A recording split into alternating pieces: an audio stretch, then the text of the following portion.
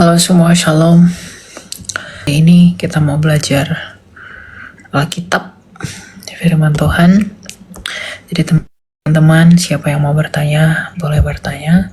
Tema kita masih sama, bahwa Kristus di atas segalanya. Ya, siapa yang mau bertanya boleh request naik ke atas ya. Ya, silakan Fitra jihad. Kamu mau jihad kan di room saya? Halo? Fitra? Kenapa nggak buka mikrofon Fitra? Halo? Ya, kamu mau jihad nggak di room saya? Sehat, Bang. Ya, sehat. Silakan kamu tanya apa? Abang tadi kan bilang nih, kalau Nabi Muhammad itu bukan keturunan Nabi Ismail. Iya, mana buktinya dia keturunan Ismail? Mana buktinya kakak bilang kakak dah betul-betul itu kitab kakak itu yakin kali itu kalau Nabi Ismail itu nggak ada maksud tuntun keturunan itu sampai ke Nabi Muhammad. Saya kan tadi udah tunjukkan kejadian 10 dan kejadian Itu 25. enggak itu kan menurut kitab kakak. Ya, menurut kitabmu ada nggak dalilnya dia keturunan Ismail? Ya, yang jelas Nabi Muhammad SAW Menurut keturunan saya, Nabi Ismail. menurut gini biar adil, tunjukin dari kitabmu dia keturunan Ismail. Mana silsilahnya? Oke, gini, saya nggak berapa paham ke sana. Ya, berarti kalau udah nggak paham, Nggak, gini kamu nggak kakak, paham. kakak, aku bisa nggak biar kakak debat sama dengan Ustadz Pelik? Kakak mau debat sama Ustadz Pelik masalah ini? Ustadz Dan Pelik kakak- bisa. Undang aja di sini. Dan kakak nanti bisa nggak bisa bertanggung jawab Undang dengan atas aja, undang aja gini. Kalau kamu punya kontak dengan beliau, ya kamu undang aja dia naik ke TikTok saya sekarang. Kalau sekarang nggak bisa, tapi nanti saya akan Oke, aturkan. mungkin minggu depan saya live ya, soalnya saya harus melayani Bang pergi ke Malang. Nanti saya live, nanti kamu Tapi jawab. gini, tapi kakak janji apa yang kakak ngomong tadi saya udah record. Kakak bisa nggak apa-apa. Saya bisa kakak bisa bertanggung tanggung jawab. jawab nanti. Tapi kakak ini udah betul-betul kakak ngomong kayak gini depan publik, kakak udah yakin kakak itu udah berapa persen gitu loh. Oh, 1.000.000%. 100%. Tapi kakak bakalan terima konsep apa yang kakak omongin, kakak akan terima nanti kan. Saya akan terima. Walaupun Betul. sampai kakak masuk dalam penjara. Oh iya, silakan. Kalau kamu mau lakukan itu silakan. Ya, oke. Saya turun dan saya cakap nanti kalau kakak berucap ataupun itu jangan seolah-olahnya agama tuh kakak semuanya tuh benar Enggak, gitu loh. karena memang kami benar. Jadi kalau kamu pun nggak terima Siapa kebenaran, bilang kamu benar? Kamu aja Enggak Kristen aja, Nabi Isa aja agamanya bukan Kristen. Coba. Kamu ya, bilang gimana mungkin Nabi benar. Isa? Nah, aku tanya kamu Nabi Isa jadi kamu Kristen, wong Nabi Isa itu Kristus kok, bukan siapa Kristen. bilang dia Kristus? Nabi Isa itu nggak ada gelar Kristus. Di Kalau dalam iman kamu dia sejarahnya. dikatakan Al-Masih. Arti Al-Masih itu apa? Masih pokoknya Kristen itu bukan Enggak, agama arti Nabi Al-Masih Isa. itu apa? Arti Al-Masih itu apa? Enggak aku sekarang. Nabi Isa itu agamanya Berarti apa? kamu nggak tahu. Kamu yang arti nggak Al-Masih. tahu. Kamu yang nggak tahu. Nabi Isa agamanya itu bukan Kristen. Sekarang saya tanya. Nggak, aku tanya sama kamu sekarang hal Lalu kecil aja. nggak- Kamu lalu- sunat atau enggak? Arti Al-Masih itu apa? Juru selamat. Juru selamat. Bahasa Yunani juru selamat apa? Aku nggak belajar sampai ke sana. Ya intinya aku tahu Yesus itu bukan agamanya Kristen. Oke, di sini penyetus Kristen itu. Saya yang punya Oke. room di sini, saya bisa lempar kamu ke bawah. Oke, Dengar silakan. dulu. Berarti nampak kamu mau menjatuhkan saya di sini. Berarti kamu tuh nampak. kamu sendiri yang bilang bahwa arti Al-Masih adalah juru selamat. Karena kamu nggak tahu, jangan songong. Saya ajari bahasa Yunani juru selamat adalah Kristus. Artinya Isa itu adalah Kristus, tapi bukan Isa yang dalam kitabmu ya.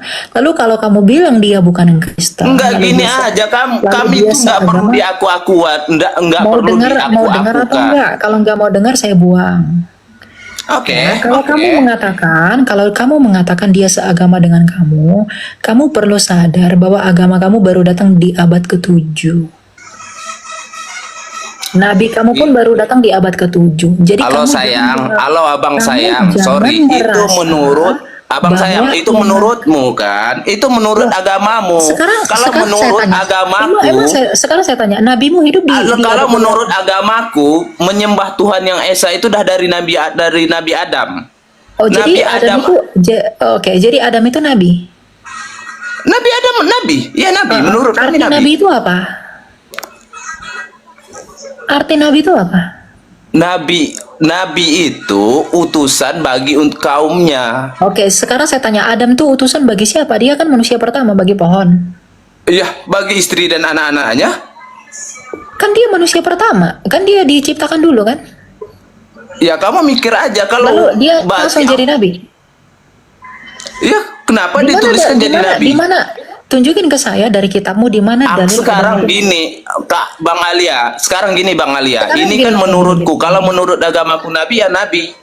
Iya, sekarang kamu kan bilang menurut agamaku Adam itu nabi. Tunjukin satu dalilnya Adam itu nabi dari kitabmu. Dalilnya sekarang tunjukin, kalau kamu nggak bisa tunjukin kamu saya buang. Saya nggak terima pembohong di sini. Dan Ya. udah gini aja. Apa menurut Kalau kamu punya dalil sekarang apa enggak? menurutmu Punya kenapa dalil Adam apa itu nggak kamu bilang Nggak punya nabi? dalil? Kalau nggak punya dalil saya turunin. Enggak perlu tanya Nggak dalil. bisa Aku tunjukin. sekarang mau tanya sama Nggak, kamu. kalau Kenapa nggak, kamu bisa kalau kamu nggak bisa, saya beri kesempatan sekali lagi.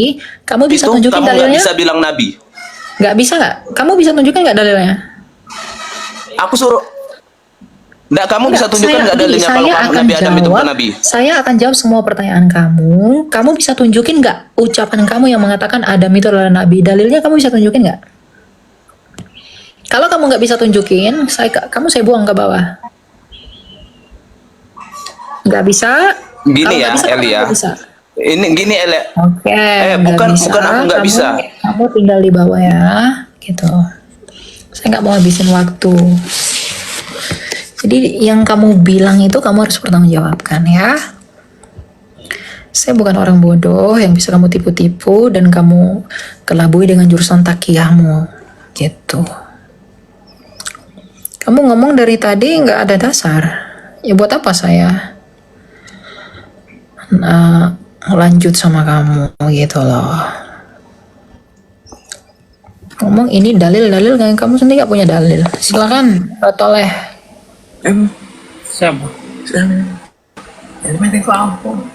Toleh, kamu mau menyampaikan sesuatu silakan. Halo? Halo? Ya silakan. Bapak mau tanya apa Pak? Tanya Ada yang mau ditanya enggak? Bapak imannya apa sebelumnya?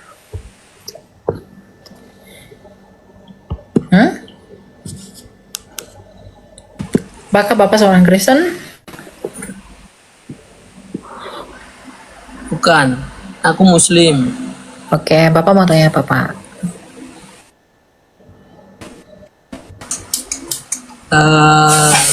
Ini aja sih tentang sesuai topik aja, Kristus di atas segalanya itu maksudnya apa?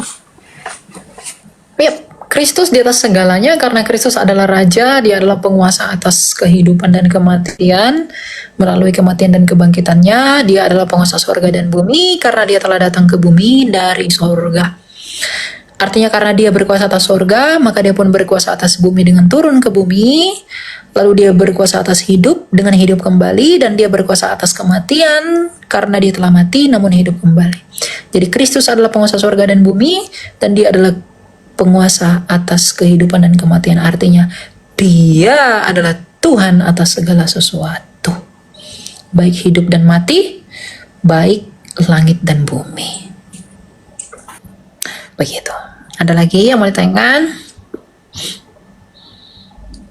Bebas dah kamu. Disalib buat apa, man? Ada yang mau tanyakan lagi Pak? Bingung juga. Kenapa bingung? Jangan bingung. Enggak Bapak bingung kenapa? rencananya. Bapak kenapa nggak mau percaya Yesus? Apa yang buat Bapak nggak mau percaya Yesus, Pak? Kenapa? Apa yang buat Bapak tidak mau percaya Yesus? Dia lahir dan mati. Dia lahir dan Mati. mati. Nabimu mati nggak? Mati lah. Kenapa kamu percaya dia? Dia nggak ngaku Tuhan. Oh, dia nggak ngaku Tuhan. Sekarang Yesus hidup lagi nggak? Iya. Hidup. Hidup. Nah, ketika dia hidup lagi, apa yang bisa Bapak simpulkan? Dia telah mati, namun hidup kembali. Artinya apa? Dia menang atas kematian, kan? Kalau dia menang atas kematian, Bapak yang harus mati, bukankah Bapak ingin dimenangkan juga dari kematian? Mengapa tidak percaya kepada Yesus yang telah menang atas kematian kalau begitu? Kalau Bapak mau hidup? Begini Pak, Bapak tidak mungkin bisa menikmati surga yang penuh dengan bidadari kalau Bapak mati. Bisakah Bapak menikmati bidadari kalau Bapak mati? Tidak bisa. Anda hanya bisa menikmati surga kalau Bapak itu diberi hidup. Jadi, sekarang saya tanya, apa yang menjadi tujuan Bapak dalam bertuhan? Kalau Bapak mau mencari hidup, kalau Bapak mau mencari kekekalan, datanglah kepada Yesus yang telah mati, lalu hidup kembali. Bapak mungkin Ini kebenaran ya yang saya cari. ya, mungkin Bapak bertanya, mengapa sih Yesus harus mati begitu ya? Tuhan Yesus sendiri mengatakan begini Pak, akulah kebangkitan dan hidup. Maka untuk membuktikan bahwa dia adalah kebangkitan dan hidup, maka dia harus mati. Kematian dia itu bukan hal yang memalukan, Pak. Kematian dia itu justru hal yang memuliakan. Kenapa? Dengan matinya dia bisa membuktikan kepada manusia bahwa dia tidak dikuasai oleh kematian. Dia menang pada hari ketiga. Jadi kalau Bapak mau memperoleh hidup, datanglah kepada dia yang hidup kembali. Kalau Bapak mau minta anggur, datanglah kepada yang punya anggur. Bapak berharap hidup. Bapak berharap yang enak-enak. Bapak percaya nggak kepada dia yang hidup? Enggak kan? Di mana jaminannya? Gitu. Saya mengasihi Bapak sebagai manusia, dan Tuhan saya mengajarkan saya untuk mengasihi kamu. Saya nggak ajak kamu jadi Kristen, saya nggak paksa kamu jadi Kristen, tapi kamu harus menyadari untuk apa kamu hidup. Saya menginjili kamu, memberitakan berita kehidupan, agar kamu juga memperoleh hidup sama seperti saya, dibebaskan oleh Tuhan saya. Gitu. Masalah yang lain-lain, Tritunggal apa itu bisa dipelajari. Dan ada ayatnya semua dalam Alkitab. Tapi anggaplah semua agama itu sama, Pak. Anggaplah semua sama. Coba lihat apa yang diklaim dari agama itu dan yang dibuktikannya. Kalau Kristus menawarkan hidup, menawarkan surga, itu wajar. Karena dia telah hidup kembali. Kalau dia menawarkan surga, itu wajar karena dia datang dari surga. Yohanes 8 ayat 22, 23, 24. Kalau kamu ingin hidup, tapi kamu percaya kepada orang mati yang dimakan belatung, apa yang bisa kamu harapkan dari orang seperti itu? Gak ada. Bukan orangnya kepada Tuhannya. Apa yang membuat kamu bahwa Tuhannya itu ada? Kami percaya bahwa Allah kami itu hidup, karena dia membuktikan dia hidup dengan datang firman-Nya sendiri, datang ke dunia menjadi manusia. Jadi kami tahu dia itu ada. Sekarang kalau saya bilang, saya adalah nabi, saya adalah rasul, saya adalah utusan bla bla bla bla bla, tapi saya nggak bisa membuktikan keberadaan Tuhan kepada kamu. Kamu percaya saya nggak? Susah. Betul susah. Karena nggak mungkin kamu percaya saya, karena itu hanya mengaku. Tapi ketika Yesus mengatakan aku datang dari surga dan dia membangkitkan orang mati, dia berkata akulah hidup, dia hidup kembali. Dia mengatakan akulah Tuhan, dia menyembuhkan semua orang. Dia bermukjizat, dia menghentikan badai, dia menaklukkan iblis. Di depan mata semua orang dia mengubah 5 roti dan 2 ikan menjadi banyak. Siapa yang gak percaya? Apakah saya harus membuang bukti ini demi sesuatu yang katanya? Gak mau saya. Saya gak bodoh. Begitu. Saya ajak Bapak untuk berpikir saja, agar Bapak merendahkan hati untuk mau belajar. Oke? Terima kasih. Ya, semangat ya Pak Toleh ya. Tuhan berkati kamu. Saya berdoa buat kamu ya. Semangat cari Tuhan ya. Semoga Tuhan yang mengasihani kamu. Dan saya berdoa semoga kamu diselamatkan melalui Yesus. Amin. Oke teman-teman, kita akan akhiri sampai di sini. Sebelum saya mengakhiri, saya mau berterima kasih dulu kepada Allahku, Allah kita yang hidup, yang memiliki firman dan roh Sang Tritunggal yang kudus. Semoga Tuhan yang memberkati Anda dan melihat pelayananmu. Sebelum kita berakhir, saya mau nyanyikan satu lagu ya. Jangan kita tinggal diam mendengar, berilah terang, Injil Tuhan haruslah kita sebar, berilah terang, pelita Injil menyanta yang terlelap. Berilah terang, pelita Injil menyanta yang terlelap. Jangan lelah dalam karya kasih-Nya, berilah terang, berbuah segera dan menangkan jiwa. Berilah terang, pelita Injil menyanta yang terlelap. Berilah terang, pelita Injil menyanta yang terlelap. Manusia-manusia didik sedang terlelap dengan pikiran mereka yang sia-sia di luar Kristus. Maka kita yang sudah percaya kepada Tuhan Yesus, kita harus menginjili mereka, menyentak mereka dengan semangat Injil, memberi mereka sukacita melalui kehidupan kekal di dalam Kristus. Biarlah kita semua di dalam kehinaan kita, di dalam keberdosaan kita, di dalam ketidaklayakan kita, di dalam ketidakbergunaan kita, biarlah Tuhan memakai kita sebagai bejana untuk kemuliaan namanya. Biarlah Dia yang berbelas kasih, karena sukacita kita hanyalah kasih karunia-Nya saja. Bukan oleh karena itu, terlebih-lebih karena kita memang hidup oleh karena kasih karunia-Nya, sebab Kristus kita telah berkata, di luar aku, engkau tidak dapat berbuat apa-apa.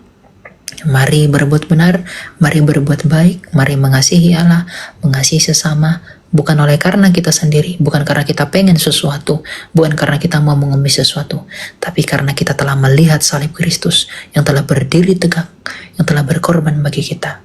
Mari kita melakukan semua tindakan kita oleh karena salib Tuhan kita.